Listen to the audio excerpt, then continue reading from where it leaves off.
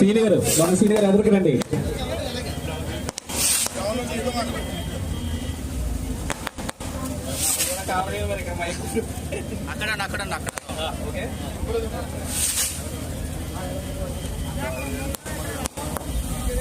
అందరూ కూడా cake cutting జరిగిన సందర్భంగా సెంటర్ లో ఉన్న యువత అంతా కూడా అభిమానులందరూ కూడా వేదిక వద్దకు రావాల్సిందిగా కోరుచున్నాం.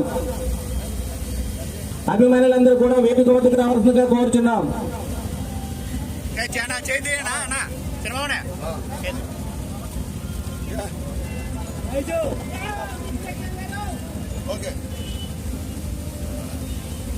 చూడండి ఒకసారి